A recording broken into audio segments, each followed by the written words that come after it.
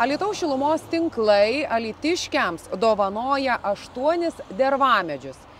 Kaip kilo idėja padovanoti alytiškiams šiuos medžius? Tai yra pirmoji akcija.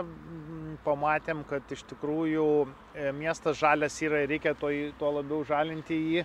Tai dėl to sugalvojom tokią akciją, kad pasodinti medelius ir šiek tiek prisidėti prie miesto žalumo. Ar planuojate tęsti panašias akcijas? Tikrai tai planuojame kiekvienais metais. Iš tikrųjų bendrovė savo veikloje naudoja nemažai biokuro, kuris, aišku, jisai yra gaminamas ne iš sveiko medžio, bet iš medžio kirtimo atliekų. Tuo pačiu labai daug naudojame ir popieriaus, ypatingai sąskaitų siuntimui, tai kviečiame ir tokia mintis mūsų yra, kad kviečiame atsisakyti tų popierinių sąskaitų, o ta proga, kad 100 gyventojų atsisakę popierinių sąskaitų, pasodinsime po vieną medelį Alytaus mieste. Tai 100 vartotojų, vienas medelis.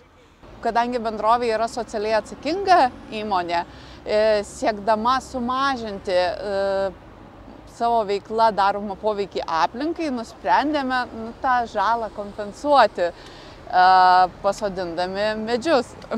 Kodėl ši lokacija? Kilus idėjai būtent pasodinti medelius, ar ne, kreipėmės į Alytaus miesto savivaldybės aplinkosaugos skyrių, kuri parinko tiek pačius medžius, tiek ir lokaciją būtent šitame pramonės žiede. Alytiškiai dažnai būna skeptiški dėl tam tikrų skulptūrų ar kitų dalykų žieduose pačiuose. Taip. Kokio aukščio dervamedžiai augs ir vis tik ar jie nekliudys kažkaip eismui?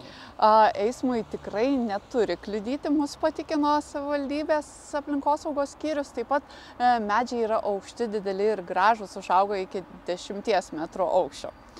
Tai toks ir yra tikslas, kad žiedas nebūtų permatomas, kad priartėjus prie žiedo būtų sumažinamas transporto priemonių greitis ir taip užtikrinamas papildomas saugumas.